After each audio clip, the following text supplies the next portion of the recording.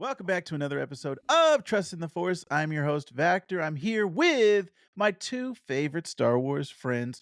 First, Super Tim. How you doing, Jedi Grandmaster Super Tim?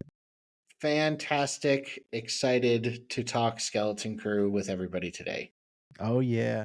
And we have all the way from the Dads to the Future podcast, also Fuse Film, Mr. Kevin Coll, Clemson's own. How you doing, Kevin? Man, I'm blessed to be here. May the force be Yeah. with you all. Yeah. Excellent. Well, we are here to talk about the finale, hopefully the season finale and not the series finale of Skeleton Crew, episode 8 of season 1, The Real Good Guys. So that's what we're going to be talking about. And I figure we should also just kind of give our thoughts on the season as a whole in this episode. So that's what we have in store for you on this episode. Let's go first to, again, like I said, the Jedi Grandmaster himself, Super Tim. What did you think about this episode, episode 8?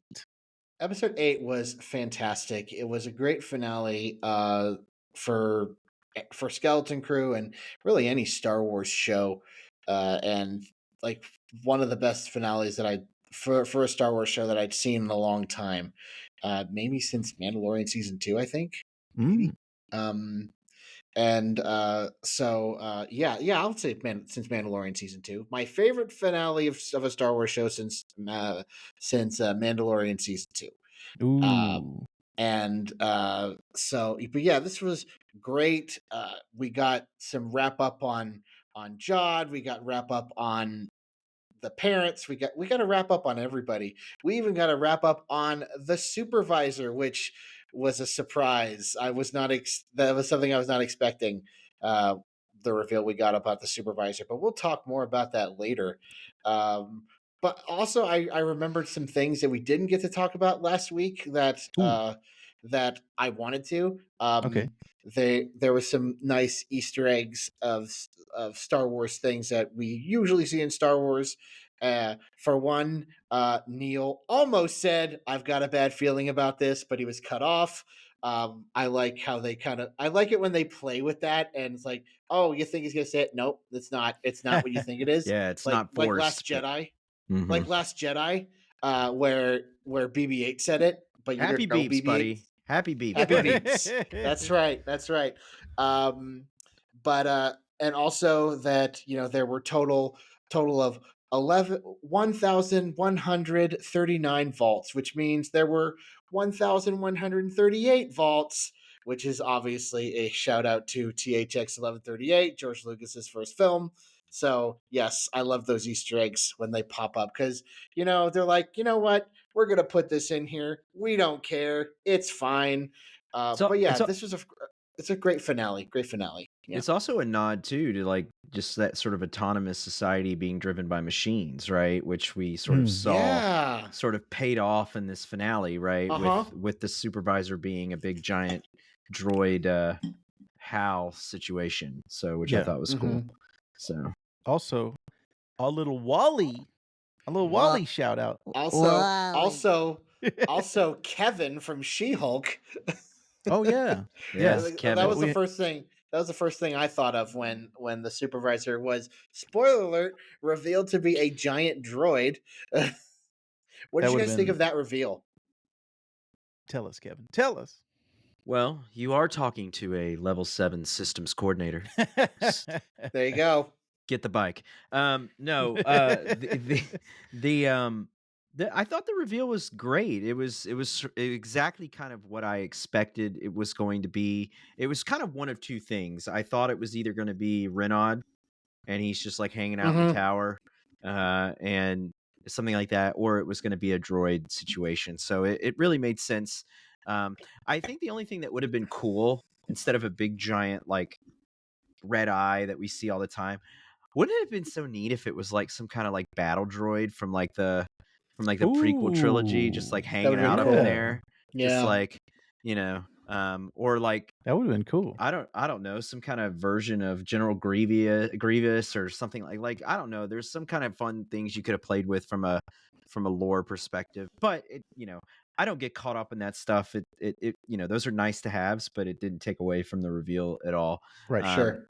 I thought the reveal that was better was uh Nawood, Jaws sort of backstory that we finally Mm. got kind of more insight on, which Tim, you and I talked about last week, where Hmm. you had asked me kind of what I was thinking, and I know a lot of people were hedging their bets that former Padawan or one of the Order 66 type, you know, getaways, and I love how they went the direction I said they were going to go, which is, hey, force sensitive guy, no training, except he did get a little bit. He did say that he met a Jedi once, got a little bit of surface level training, and she died Yeah. in the Order 66. So it's kind of like they encompassed all of our theories into one kind of payoff, and in a Yes. very simple line too, which I think is really, really cool.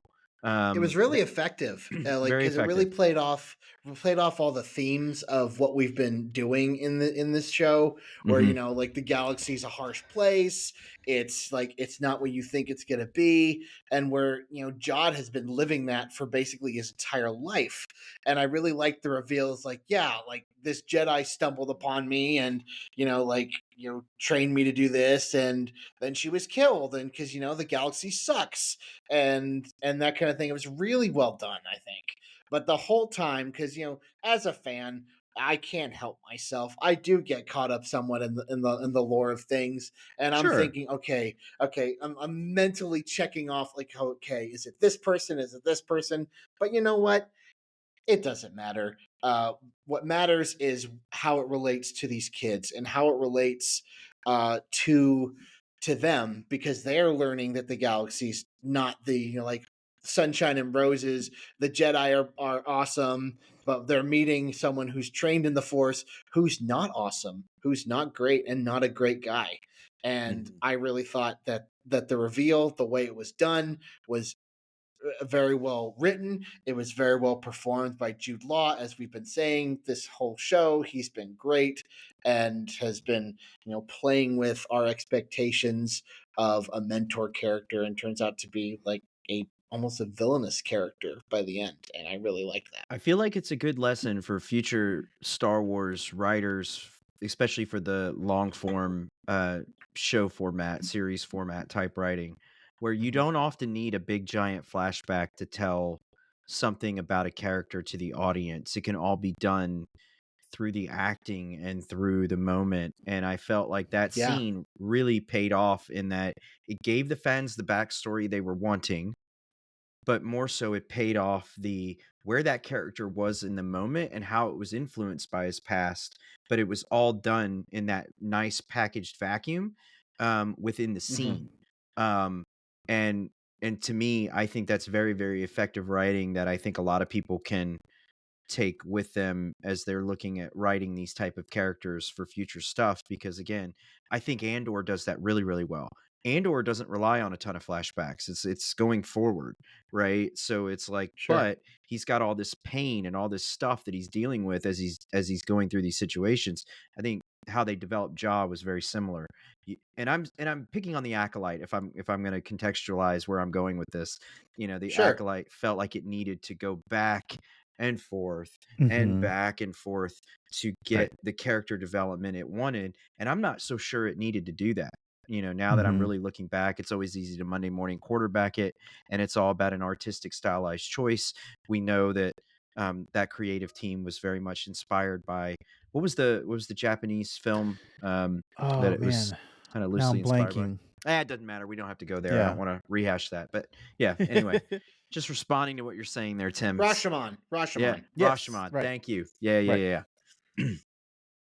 Yeah, Yeah, no, and no. I think there are flashbacks are tricky things, because if they're not being used to convey new information, then what's their point really? And Mhm. really, I don't think we needed a flashback for Jod, because the one line of dialogue that he has conveys everything you need to know about that character. Mhm. Uh, Based on what we've learned so far and what we end up learning from him. I think the acolytes' problem with the flashbacks is they use the flashbacks to give you information and tell you things like, okay, this happened, but then they flashback again, and really no new information was provided.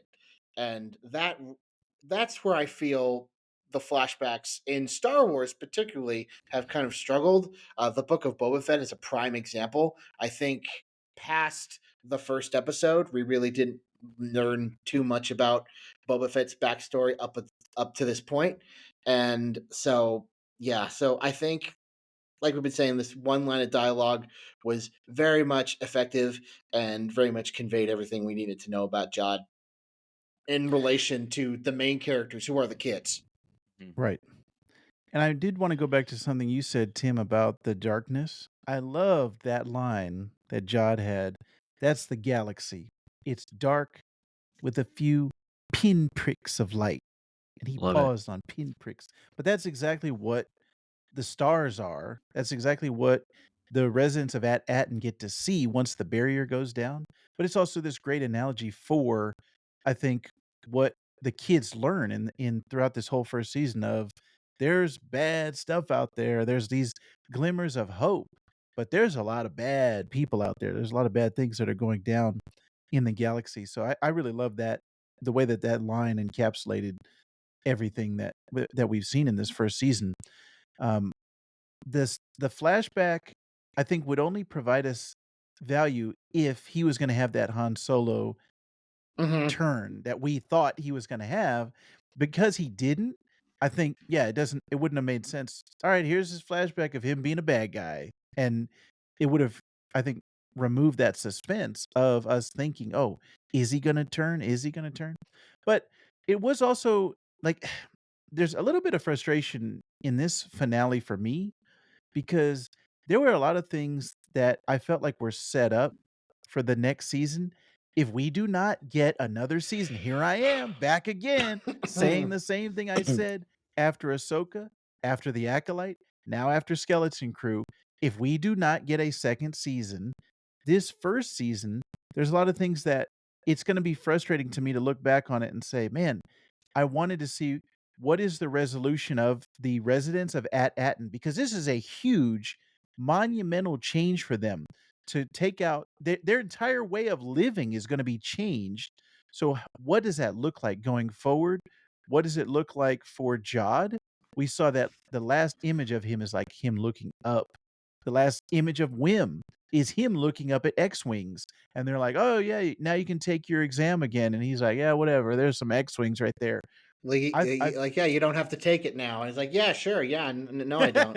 So I think we're gonna get another season, and here's why. I'm gonna explain Ooh. to you why. I'm gonna go down into the Okay, marketing, numbers, all this kind of okay. stuff. All Let's right. sit back. Yeah. So first and foremost, it was reported by Advanced Television that Disney had over a 4.4 million increase quarter over quarter on subscriptions across Disney Plus and Hulu. So that's when During the time that Skeleton Crew was on. Skeleton Crew was launched in Q4, right? So Okay.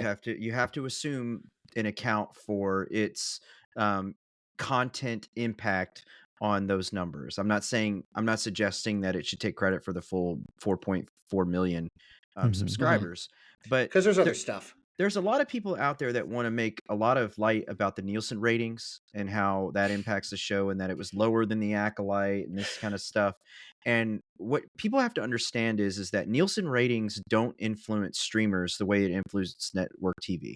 Right? Nielsen ratings impact network television, live events, things like that, because it is still a model to suggest how advertisers should invest in these content offerings with these networks based on the amount of viewers that are tuning in at live time. But streamers, it's about more of a software as a service platform model. So it's more of, hey, we're creating all of this content to go on this platform to drive subscribers, so net new subscribers, but also retain the subscribers we have. So if Disney Plus is not losing subscribers and they're gaining more subscribers when they are putting this content on, um, it suggests to me that it indicates that Skeleton Crew should be renewed. The other thing is too, Skeleton Crew's audience is slightly different than the Acolyte, slightly different than other Star Wars properties because it skews to that younger young adult. Um, so did Disney succeed in gaining those viewers, that audience, with this show, knowing that, hey, it's more maybe a narrower reach, with this particular audience segment. So segmentation um, and platform ROI, I think, is how they're going to measure the results of this, not necessarily the amount of people that watched it and how long they watched it and things like that. And by the way, when you log into Disney Plus, you can see Skeleton Crew is still a top 10 watched um, offering right now on the It's platform. still It's trending, yeah. it's still trending. Like it said it right there, kind of on the thing. So it could be too that Right next people, to Bluey. yeah, it could be too that some people are waiting to, for all the episodes to release to join it. So we'll Right. see how long the long tail effect of this. But I again, everything happens in a vacuum. I think Acolyte was canceled simply because of the divisiveness of the show that the fans had and the creators had towards the fans. It was a two-sided deal, and I think Disney just wasn't going to put up with it. At the end of the day, whereas Skeleton Crew, critically acclaimed, um, and I think widely accepted by most of the fans that I've read and seen. So very different deal. And then my last take is I feel like Skeleton Crew is going to somehow be involved in the Filoni Favreau movie verse Mhm. stuff in some way. Um, so in the event we don't get another season, which I hope doesn't happen, we'll get a good payoff. Yeah. You know, if there's one thing that I wanna see go forward from this, not yeah, I love all of the Skeleton Crew, but if there's one character that I wanna see more of, it's Kim, the owl creature that Oh I think yeah. that Yeah. like, I love the character design, I love the Mhm. voice actress, Ali Shawkat. There's a ton of things about that character that I think could fit into the Filoni Mandoverse. So, plus, we saw the New Republic, we saw the X-Wings. We were very surprised we didn't see what's his name that was in all the other things, the pilot. Carson Um, Teva. Yeah. yeah, Yeah. I'm surprised he didn't see him, but I I was think, so yeah, it would expecting fit. him to show up this time because he didn't show up in the first episode. I'm like, okay, oh look, more X-wings. He's got to show Right, up, right? Nope, nope, yeah, not this time. but I think it would fit right in with the Mandoverse, and I think it doesn't have what to Kevin's point, the 2 things that Acolyte, I think, kind of shot it in the foot were the divisiveness of the fans and then the budget. This one way under the budget of Acolyte, Mm-hmm. and it looked great, like the barrier, all the planet stuff. Um, I really thought that this show looked fantastic. This was a really, um, just from a visual standpoint, this show was a huge win for me. So I'm looking forward to more from Well, this one of team. the other telltales of it getting renewed in my mind is Warner Brothers announced yesterday that there's a potential for a Goonies either revival happening. Mm. I don't know if you guys saw that. I don't know if it's a What? reboot, revival, sequel, whatever, but there's Well, some they've been kind of talking about that for a Goonies long time. happening, and then Gremlins is also getting Oh, a dang. new take and stuff. So, where I'm going with this, if Warner Brothers is going to announce that sort of on the heels of Skeleton Crew, chances are they're seeing some stuff that we're not even seeing, in that there is consumer demand for these, well, let's call them nostalgic type properties, Oh yeah, especially absolutely. properties that are related to kids 80s. being the primary actors of the show and stuff like that. Um, so Well, yeah, there's a just reason why Cobra Kai is one of Netflix's most popular mhm. shows right now. Yep. Yeah, there's definitely, like, the age bracket of the people who are adults that, were children of that time, I think is like, it's just all fitting into that. But Tim, you and I had a conversation off mic, and I wanted to bring that here. So Ooh, we talked can't wait to about hear it. the the characters, all of the children characters of this show, they don't really have character arcs. Like, No. where they are at the end of the series is kind of where they were at the beginning of the series. They went on an adventure, and I think they grew to trust each other and to form a friendship and form bonds. But if you look at, like, their personality types and the things that they were struggling with, I feel like they're still at the end of the show, they're in the exact same place. And so I was asking Tim because I know Tim is a writer. I know he studies story structure. Is that a bad thing, Tim? If we both had a good time, we enjoyed this, and Kevin, it sounds like Right. you did as well. If you are enjoying the story, is it a bad thing that the characters didn't go from Tony Stark was a jerk and now he's a nice guy, like, the arc of Iron Man. Is that a bad thing? I don't think so. I mean, yes and no. Yes, you read stories and you partake in stories to see character change. That's what you hope in a story. You hope the example you gave, Tony Stark changing from womanizer jerk to, oh, he's a hero now. Steve Rogers changing from, oh, he's a hero, he's a soldier, he's a yes man, and then by the end of Endgame, he chooses to do his own thing. Kind of a reverse character arc there. You want to see that. You want to see characters change. Otherwise, what's the point? Right. But however, if this is going to be a harkening back to those kind of 80s nostalgia trips, those 80s kind of stories, a lot of the characters uh, don't change a lot. I mean, you look at Johnny Lawrence in The Karate Kid, that character does not change pretty much from uh, through the entire movie. He's the antagonist, and apart from one line at the end of Karate Kid, the character doesn't change that much. But as long as we're having a good time, as long as we're in and um,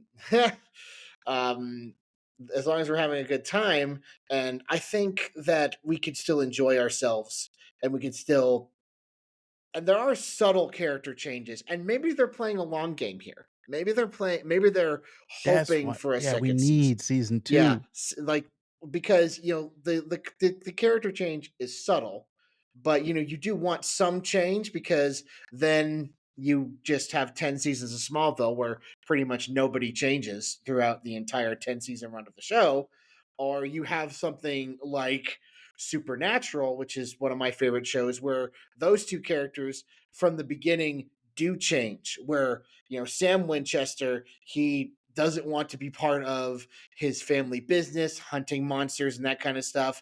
And then you get to season 10 where he says, I'm not just running away. I'm This is my life. This is my life. I love it.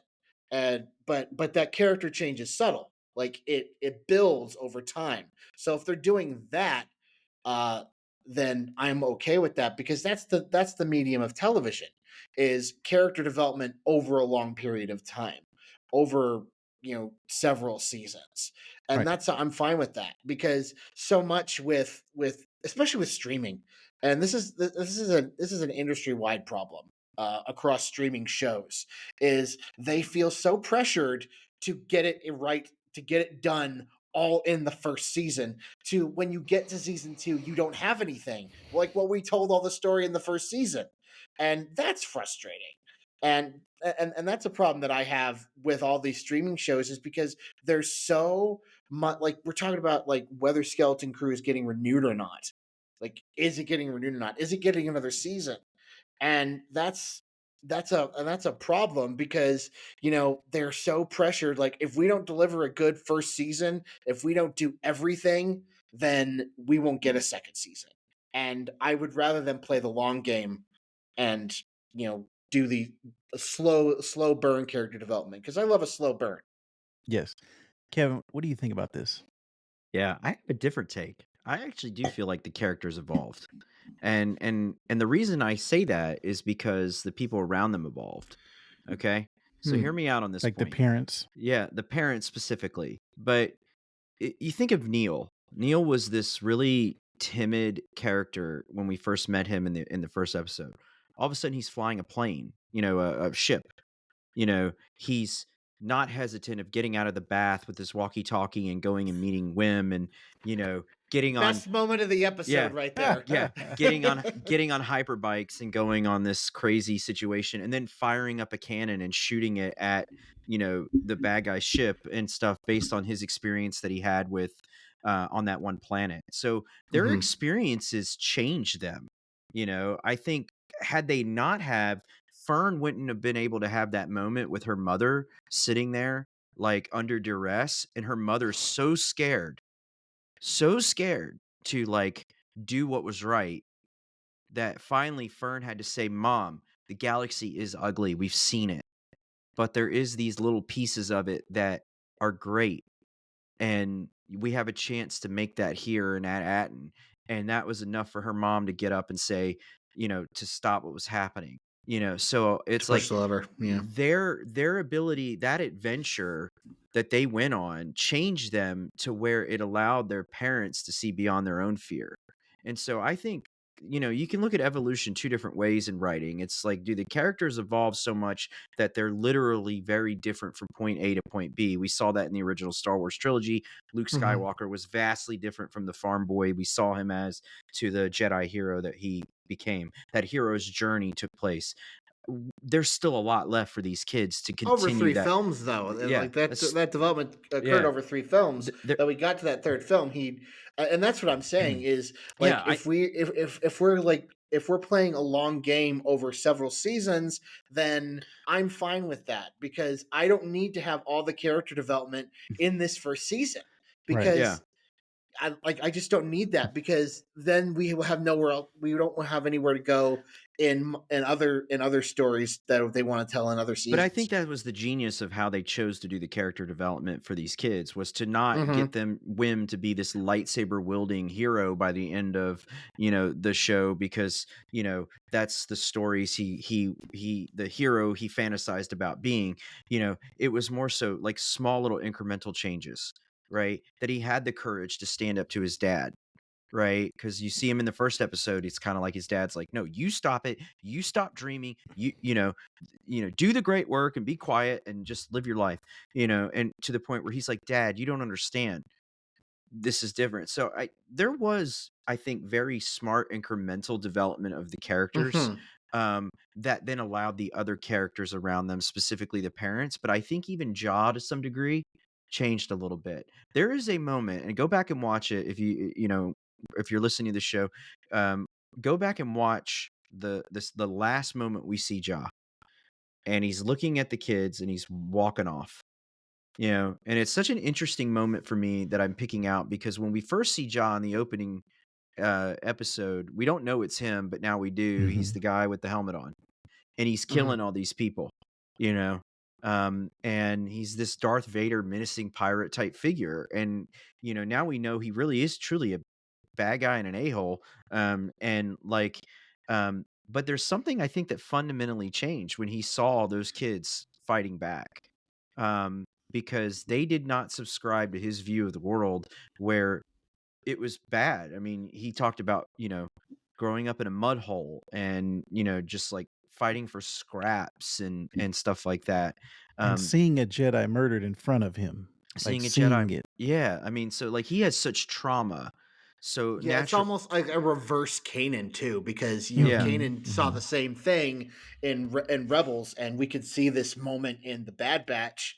Now, thanks Mhm. to that show, and he I mean, obviously he did lead a life of piracy, but he didn't quite abandon the Jedi way entirely. Whereas Jod, and I think it's just because Caleb Dune was raised as was raised as a Jedi, whereas Jod was just picked up, and so he didn't have that ensconced in him.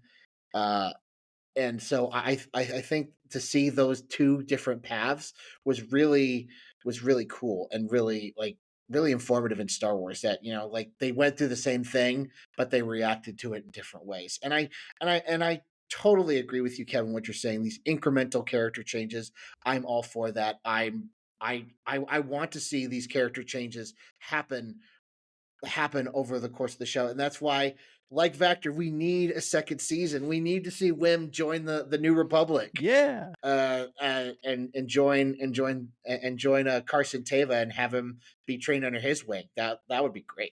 Give Yes. me that. Well, let me get both of your thoughts wrapped up on this season of Star Wars. I will go first. I really enjoyed this. I think Andor is number 1 for me still. this is kind of almost neck and neck with Mandalorian for me as the next.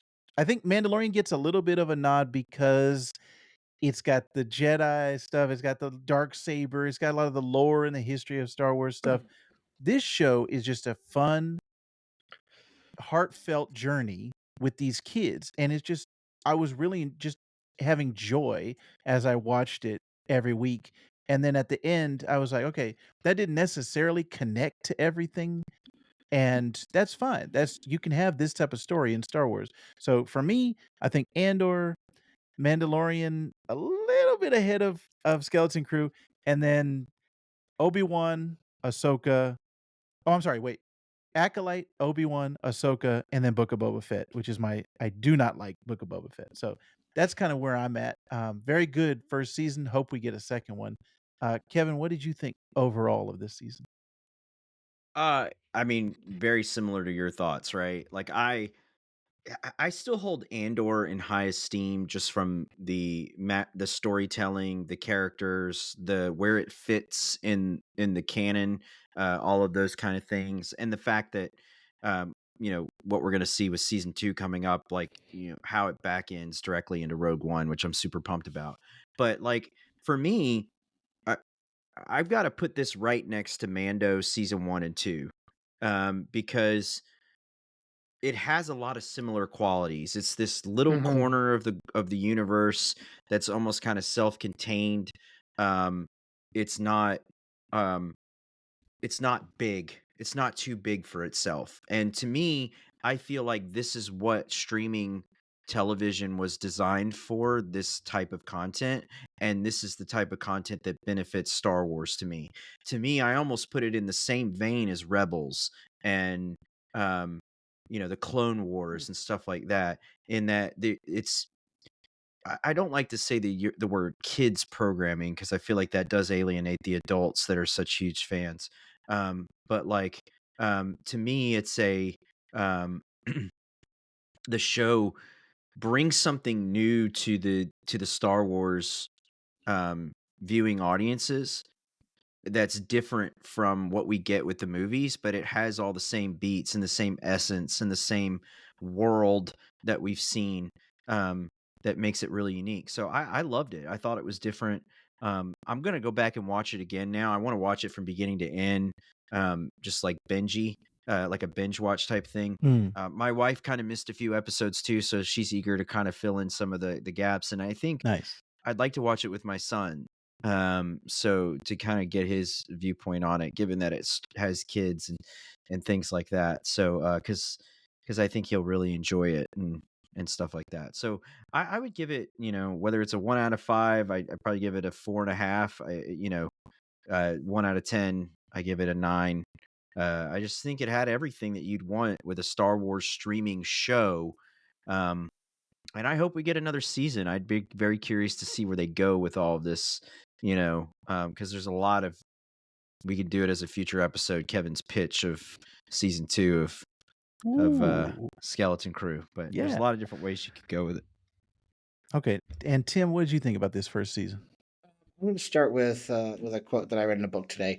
It's from Wind and Truth by Brandon Sanderson.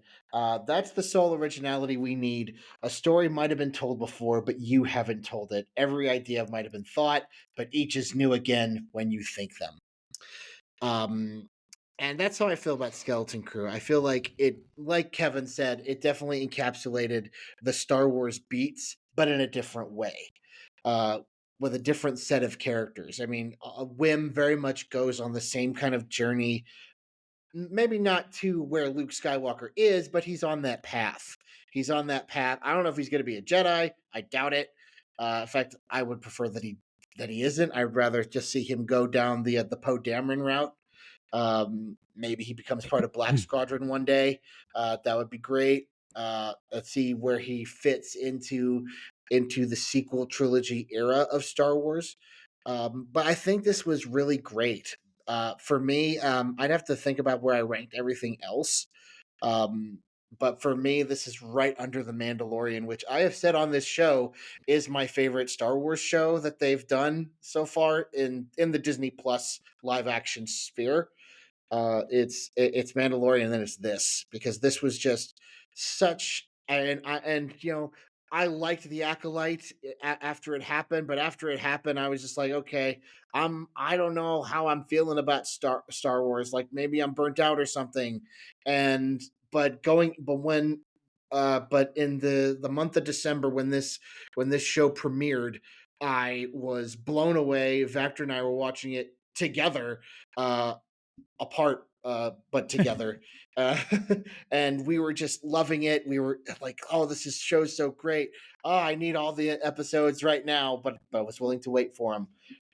Yeah, just it's just perfect Star Wars. Like Kevin's and we've been saying, this is what you use streaming for. You don't want to blow your wad on movie type storytelling, basically a movie told over 5 or 6 episodes. And I think that's what the Acolyte was. I think the Acolyte could have benefited from a movie like structure, and I think it would have been better. Obi-Wan, I feel like could have been a movie. Should have It was been. supposed, yeah, should have been, was supposed to, was supposed to be. But yeah, I love this, and the Easter eggs, because so many of the Easter eggs can feel like they alienate the normal viewer, and these didn't. They did them. They moved on. They're like, hey, remember this thing? Wink, wink. And it didn't do that. And when you were talking about, Kevin, about quote unquote children's programming, I like to think I like to use the term family accessible. I like that better. Thank you. um Whereas, like you're not alienating the adults because they're enjoying it, but you're not alienating the children because they're enjoying it. Bluey is very family accessible. The MCU is very family accessible. Star Wars has always been family The accessible. Acolyte was not family accessible though. It was not. I mean, he's like literally choking people, decapitating them. Like there was a lot. Like I remember my son walked in the room when that lightsaber battle was going on, and as cool as it was like I was like, dude, get out of here! Like I had to pause it and stuff because it was like I didn't want to see people getting their heads chopped out with lightsabers, you know. Yeah. Um, Yeah, so but I would also give this a 4.5 out of 5, and not and 9 out of 10, because this, yeah, I'm definitely looking forward to binging this as well as Creature Commandos, because those were like the mm, best things to come out of the tail end of 2024. They were really great, and so yeah, I really like this, and I hope we get to see more of these characters, more of Jod, more of the kids, even more of the parents too, and see where they go from this. Oh yeah, Kevin, you get the last word. yeah, I just want to say one last thing because we keep talking about should this get renewed or not. Of course, it should get renewed, but I have some quick numbers I want to share because I was thinking about Goosebumps on Disney Plus and how there's a second season of that show, and that's a $12 to $15 million per episode show, so not too far off from the $15 million per episode. I think that or $17 million per episode that Skeleton Crew likely budgets. So I'm just thinking, like, if a show like that gets renewed, I have to think Skeleton Crew has got a lot of positive trending to get renewed, right?